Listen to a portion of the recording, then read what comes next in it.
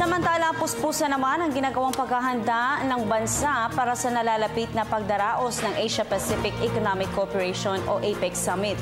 Kabilang sa mga pinupulido ay ang ipinatutupad na seguridad sa naturang international event. Ngunit bilang isang ordinaryong mamayan, ano nga ba ang kaya nating gawin upang makatulong sa ikatatagumpay ng naturang pagpupulong? Alamin natin yan sa ulat ng aming kasama, Ria Fernandez.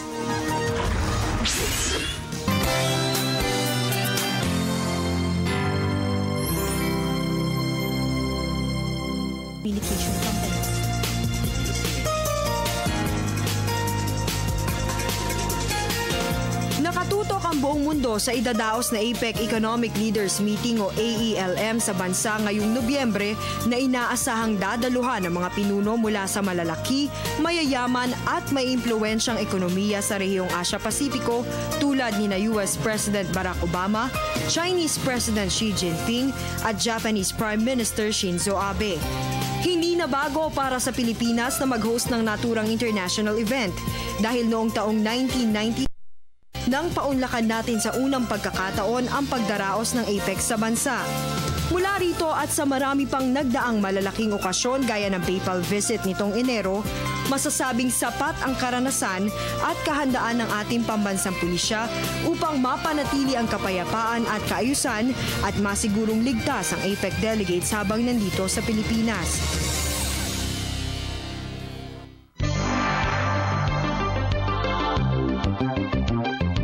Nito, binuo ng pambansang pulisya ang Task Force Manila na pangungunahan ng National Capital Region Police Office o NCRPO. We have 3 subgroups. We have the group for billeting, tayong venue at saka yung route ng para sa APEC. So tinitingnan namin kung saan titira yung mga VIP natin, kung saan sila dadaan at kung saan gagawin yung ating mga occasion. Yes, we have long prepared for this event for already almost a year, and I believe that we already 100% ready for the event in the next 2 weeks. So mahaba naman yung preparasyon na ginawa natin. Kasama dito yung template na nakuha natin during the papal visit of Pope Francis. We were able to assess kung ano yung mga mas paigtingin pa dapat natin at kung ano yung mga kakulangan natin during that time. Pinaigting naman ang police visibility sa mga lansangan 2 linggo bago ang AELM. May post at mga nakakalat na CCTV camera sa mga estratehikong lugar para mabantayan ang galaw ng mga tao sa paligid. But make no mistake, of course, yung ating mga operatiba sa field ay tuloy-tuloy yung kanilang pagtatrabaho. At lateral coordinations are being made with other law enforcement agencies as well and all our stakeholders. Definitely, where we're aiming for a zero incident na APEC at mabigyan natin ng daan yung ating international leaders na makapag-meeting at magawa nila yung kanilang tungkulin dito sa Pilipinas na walang masamang nangyayari. Ano naman kayang maaaring maiambag ng publiko upang matiyak na magiging ang AELM? I think kailangan talaga ng parang unity sa atin para magkaroon ng di sundin ko kung ano yung sinasabi nilang pagbabawal, di sundin na lang natin para walang Maganda ang asal para pagtingin sa mga ibang bansa, maganda ang Pilipinas. The better the people of the two countries, the life become better. Okay, then like you said, our leader, the chairman, will come here, then make the relation much more better.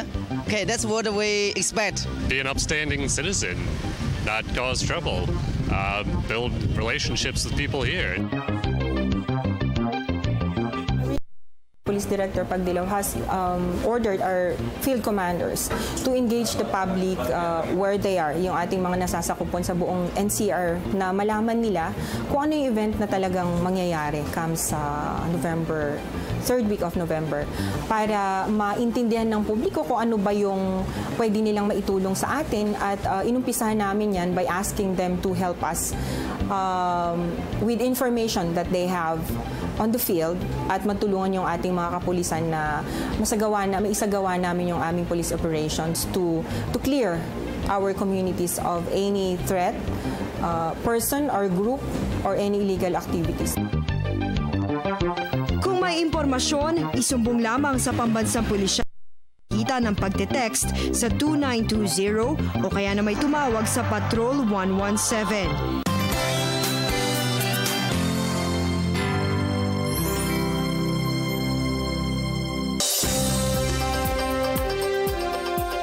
Sa mga nagbabalak na lumipad, magiging napakahigpit ng seguridad sa NAIA sa mga araw ng November 17, 19 at 20. Magpapatupad ng no-fly zone sa mga araw na ito. Kung kaya, iwasan mag-book ng flight at magpunta sa mga terminal ng NAIA sa mga nasabing petsa.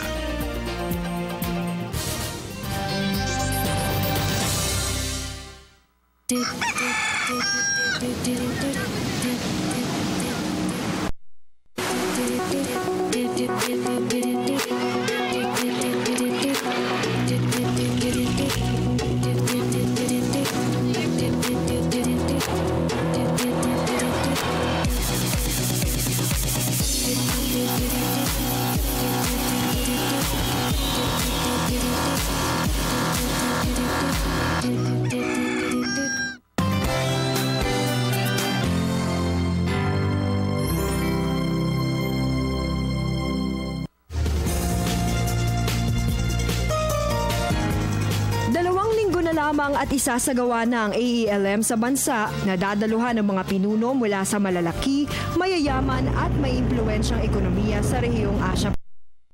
Tiniyak ng Pambansang Pulisya ang 100% kahandaan para masigurong magiging ligtas ang ating mga bisita habang nasa bansa. Pero aminado ang ahensya na hindi nito kayang mag-isa upang makamit ang target na zero crime incident sa panahon ng APEC Summit.